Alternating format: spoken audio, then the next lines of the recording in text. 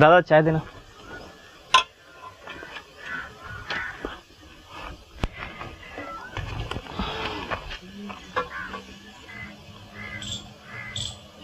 अरे महेश, आजकल बाबाओं की असलियत के बारे में मीडिया वालों ने पूरी पोल खोल दी। बिल्कुल सही कहा रमेश तूने। इन बाबाओं ने तो अच्छा धंधा खोल के रखा है। अरे श्रद्धा के नाम पर देशवासियों को गुमराह कर रहे, गुमराह अपनी ही दुकानदारी चला रहे। छी, ये बाबा लोग भी कैसे कैसे काम करते हैं, फिर भी उनको अंध श्रद्धालु लोग आज भी मान रहे हैं। क्या होगा इस देश का? क्या हो गया, देख ही रहे। बिल्कुल सही कहा भाई आपने। ऐसा कौन सा अच्छा काम किया साराम बापू ने? और वैसे भी हमारे संतों को काम ही क्या है? जंगलों में जाकर तपस्या करना, मौन होकर बैठे रहना और ज्यादा से ज्यादा लोगों को उपदेश देना।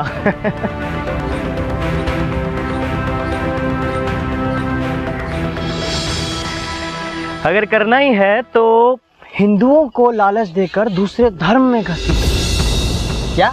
हाँ, सही काम तो ये बड़ी बड़ी मल्टीनेशनल कंपनियां कर रही हैं, जो देश में भ्रष्टाचार, अश्लीलता, अशांति फैलाकर देश को लूट रही हैं। और गुलामी तो हम करते ही आए, कभी अंग्रेजों की तो कभी मुगलों की। क्या बोलते हो? और बापू ने क्या किया? धर्मांतरण पर रोक, वैलेंटाइन डे पर रोक, क्रिसमस डे पर रोक, गौ हत्या पर रोक, बाप रे बाप, वेस्टर्न कल्चर पर रोक। और ये सारे डिसीजन बापूजी ने अपने दम पर लिए। पता है कि अगर सिस्टम साथ नहीं देगा ना तो क्या होगा? ये विधर्मी लोग बापू की संस्था को जीरो मिशन तक ले जा सकते हैं। लेकिन नहीं, बापू तो बापू हैं। मतलब भारतीय संस्कृति और हिंदू धर्म के लिए बेशक मिट जाएंगे, लेकिन पीछे नहीं हटेंगे। अरे बापू जी, कम से कम अपनी सेहत का तो ख्याल किया। आप ही लोग बताइए, क्या जरूरत थी एक दिन में 2-2, 3-3 जगहों पर सत्संग कराने की, वो भी बिना किसी फीस या डोनेशन के? क्या जरूरत थी गुरुकुल खोलने की, जहाँ पे बच्चों को आधुनिक शिक्षा के साथ साथ अच्छे संस्कार भी दिए जाते हैं? हमारे देश ने टेक्नोलॉजी के क्षेत्र में बहुत विकास किया, बहुत तरक्की की, लेकिन कोई ये नहीं सोचता कि हमारे देश का बच्चा चरित्रवान कैसे बने, संयमी, सदाचारी और बलवान कैसे बने। कोई नहीं सोचता। और आप लोगों को पता है दिवाली में बापूजी कहाँ जाते थे? उन गरीब आदिवासियों के बीच जिनके पास ना तो 2 वक्त की रोटी होती थी, ना कपड़ा, ना मकान। लेकिन फिर उनको जेल में क्यों डाला? क्योंकि जरूरी है। ऐसे संतों पर गंदा आरोप लगाकर उन्हें जेल में डालना जरूरी है, क्योंकि ऐसे संतों की वजह से विधर्मियों के मंसूबे नाकाम हो रहे थे। और हमारे भारत में तो सबके लिए कानून एक जैसे है ना, बड़े बड़ों को बेल और संतों को जेल। अरे मेरे अजीज दोस्त, उनका कुछ तो गुनाह होगा। कुछ नहीं, बहुत सारे गुनाह हैं उनके। युवा सेवा संघ खोला, जहाँ पे लाखों युवा नशा छोड़ रहे हैं, संयमी जीवन जीते हैं और देशभक्त बन रहे हैं। ये क्या कोई कम गुनाह है? ऋषि प्रसाद पत्रिका चलाई, जहाँ पे लोगों को सुखी, स्वस्थ और सम्मानित जीवन जीने की कला सीखने को मिलती है। बाल संस्कार केंद्र, जहाँ पे बच्चों को अच्छे संस्कार मिल रहे हैं। महिलाओं को आत्मनिर्भर और सम्मानित बनाने के लिए महिला उत्थान मंडल चलाए। सबसे बड़ा गुनाह है। अरे भाई, गुनाहों की लिस्ट तो अभी और भी है। कत्ल खाने जा रही हजारों गायों को बचाकर गौ पालन करना, गरीबों को राशन कार्ड देना और भंडारों का आयोजन करना, मुफ्त चिकित्सा सेवाएं देना।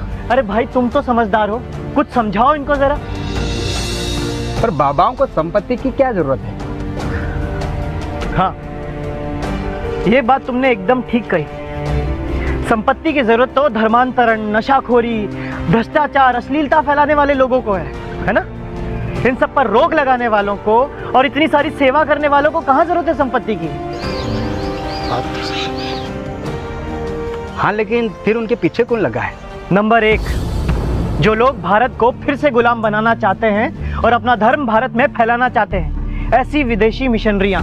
नंबर 2, जो लोग हिंदू धर्म को बदनाम करना चाहते हैं, ऐसी foreign funded media. Number 3, multinational companies. इसका मतलब मीडिया में जो कुछ सच को झूठ और झूठ को सच बनाने का जिसके पास लाइसेंस है, उसी का नाम मीडिया है। और बापू मीडिया को कहाँ पैसा देने वाले थे? कभी मीडिया में बापू के सेवा कार्यों की एक भी पट्टी चलती देखी है? मैंने तो नहीं देखी। क्या होने वाला है? क्या होने वाला है ये वैलेंटाइन डे की जगह मातृ पितृ पूजन दिवस मनाने से, ये क्रिसमस डे की जगह तुलसी पूजन दिवस मनाने से क्या होने वाला है? कुछ नहीं। क्या होने वाला है? ये विश्व गुरु भारत, ये सबका मंगल सबका भला, इन सबसे क्या होने वाला है? कुछ नहीं। नहीं चाहिए, नहीं चाहिए हमें स्वस्थ सुखी सम्मानित भारत। नहीं चाहिए हमें महाराणा प्रताप, शिवाजी, भगत सिंह, झांसी की रानी लक्ष्मीबाई जैसे वीर देशभक्त। नहीं चाहिए हमें ऐसे संत जो हमारी भारतीय संस्कृति का डंका पूरे विश्व में बजाते हैं, है ना? तो फिर करते रहते हैं गुलामी, बंटते रहते हैं धर्म और जातियों के नाम पर। भाइयों, मैं एक बार नहीं 100 बार कहता हूं, आज हिंदू धर्म को अगर बचाने वाले कोई हैं तो बापूजी जैसे संत हैं। इसीलिए करोड़ों रुपए खर्च करवाकर, उन पर गंदा आरोप लगवाकर उन्हें जेल में डलवाया गया। मेरे भाई, अब तो समझो, अगर बापूजी को इसी तरह जेल में रखा गया तो हमारे हिंदू धर्म और भारतीय संस्कृति की रक्षा कौन करेगा?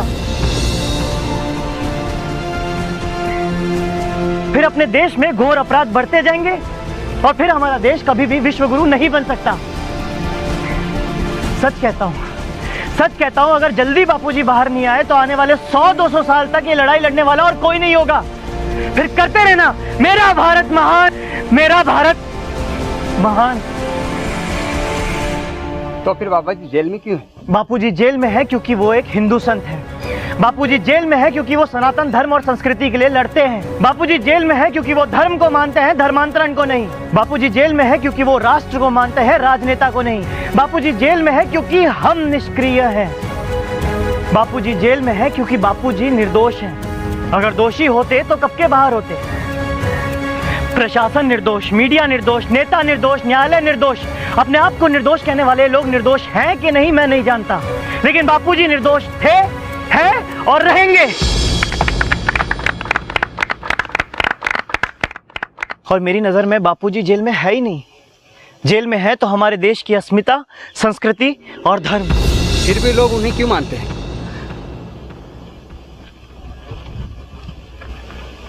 किसी की श्रद्धा का प्रमाण न्यायालय या मीडिया नहीं हो सकता, उनका खुद का अनुभव होता है। जरा सोचो, इतना सब कुछ हो जाने के बाद भी करोड़ों लोगों का विश्वास अभी भी बापूजी पर कायम है। अरे कुछ तो होगा उनके पास। अगर आपके बापूजी में इतना ही सामर्थ्य है तो बाहर क्यों नहीं आ जाते? सामर्थ्य का उपयोग संत कभी भी अपने लिए नहीं करते।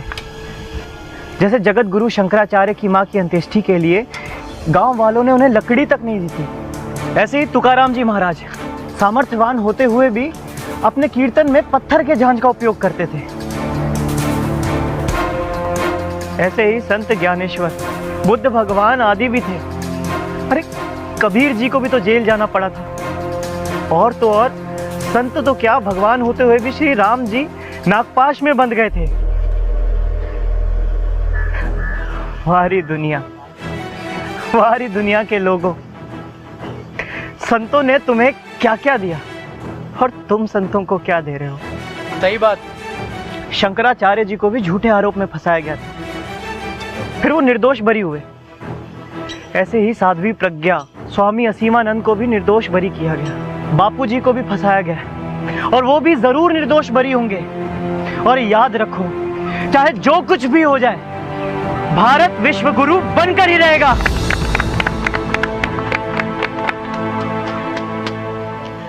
धन्यवाद दोस्त, आज तुमने हमें सच्चे से रूबरू कराया।